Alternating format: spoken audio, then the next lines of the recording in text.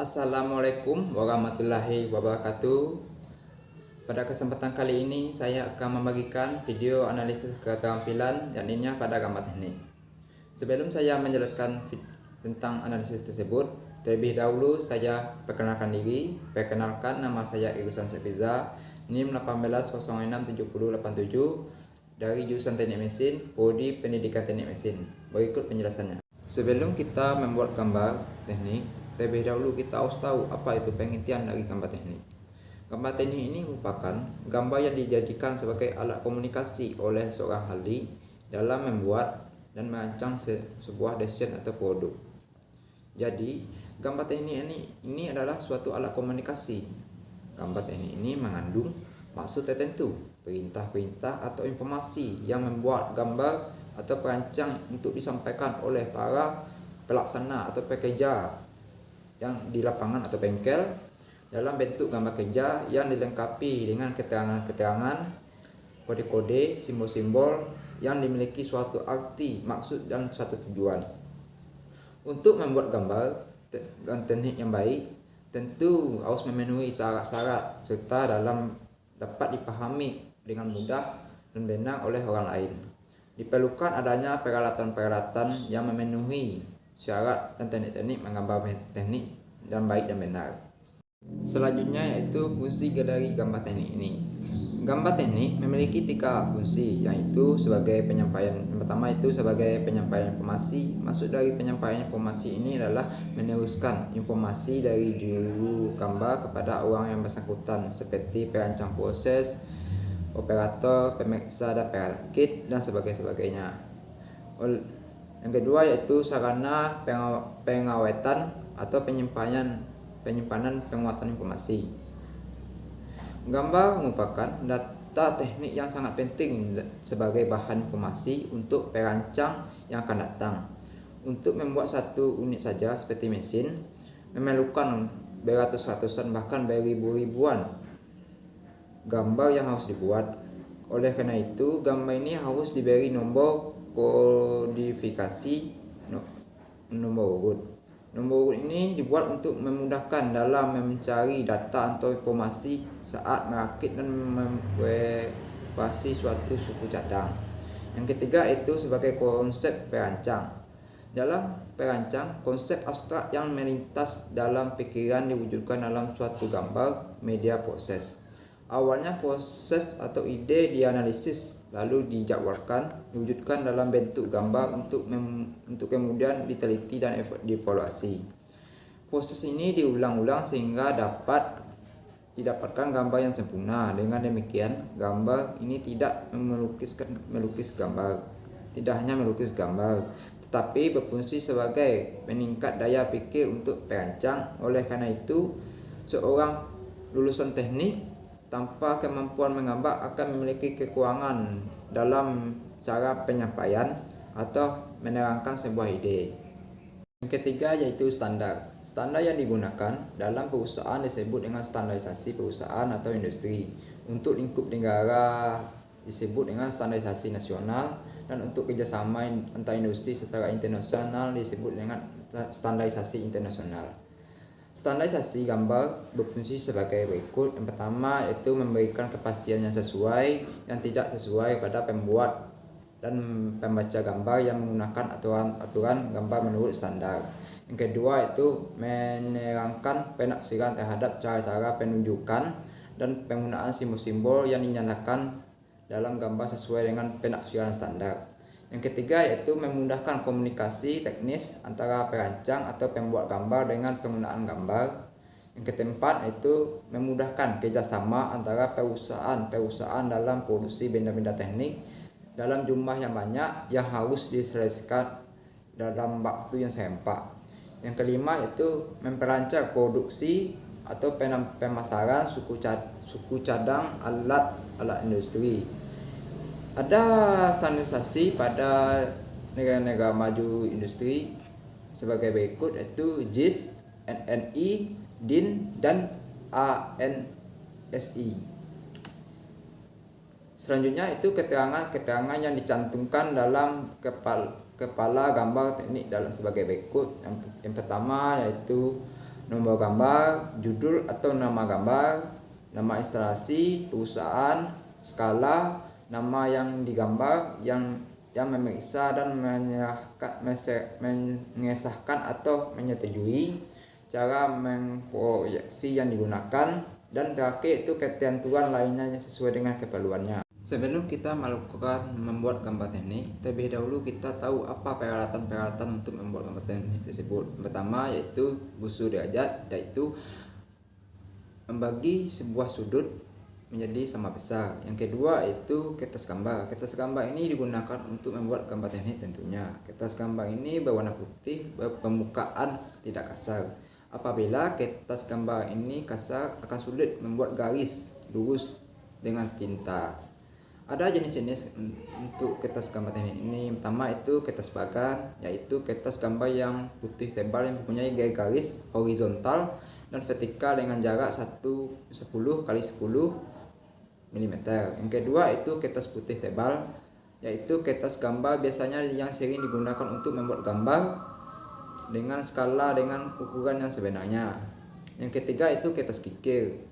Kertas ini yaitu kertas yang transparan yang biasanya digunakan untuk membuat gambar dengan tinta. Yang ketiga yaitu pensil gambar. Pensil gambar ini adalah alat gambar yang paling sering digunakan untuk latihan gambar teknik dasar. Pensil ini terdiri dari dua, yaitu pensil batang. Pensil ini isi dan batangnya menyatu. Untuk menggunakannya, pensil ini terlebih dahulu diraut.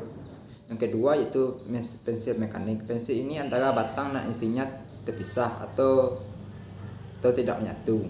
Jika isi pensil habis, maka dapat isi ulang.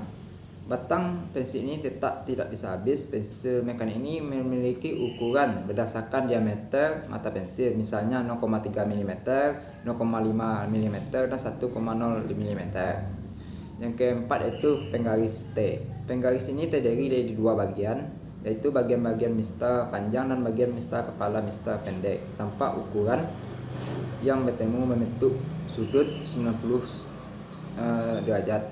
Yang kelima yaitu mistar siku.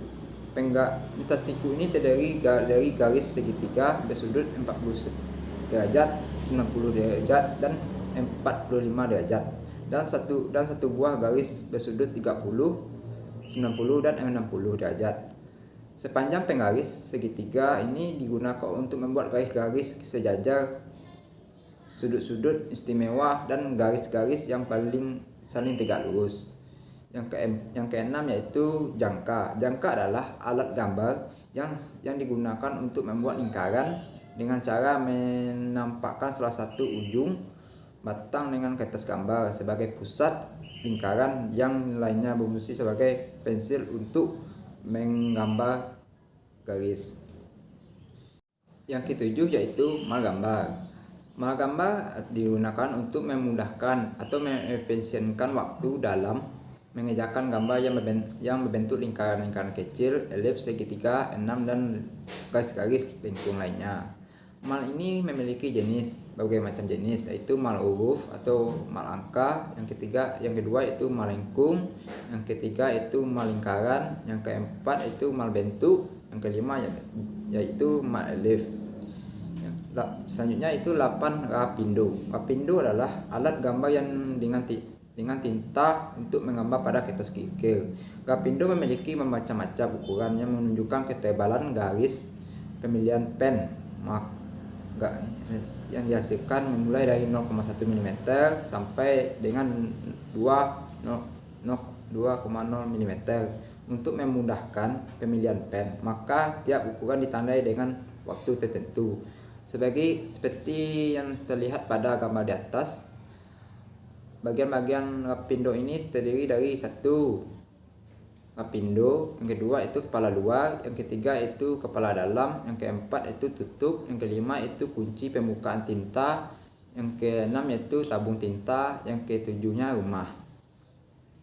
Selanjutnya itu papan atau meja gambar. Papan dan meja gambar harus mempunyai permukaan yang rata, lurus, licin agar penggaris T dapat digeser. Ukuran papan gambar ini menandai untuk membuat gambar teknik. adalah panjangnya itu 1265 mm, lebar 915 dan tebalnya 30 mm. Meja gambar ini dirancang dengan ukuran yang sesuai dengan ukuran kertas, seperti gambar kertas A0 atau A1. Bahan papan gambar terbuat dari urat kayu yang halus dan tidak digunakan terlalu keras maupun terlalu lunak. Jenis kayu yang digunakan pada gambar yaitu jenis kayu yang cemara, lidan dan pelupir. Materi selanjutnya itu standar ukuran kertas gambar.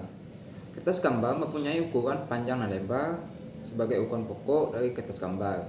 Diukur dari misalnya A0 yang memiliki luas 1 meter kuadrat atau 1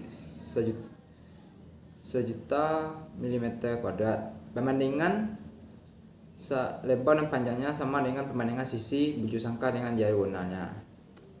Jika bujur sangka mempunyai sisi X, maka diagonalnya Y sama dengan X per 2.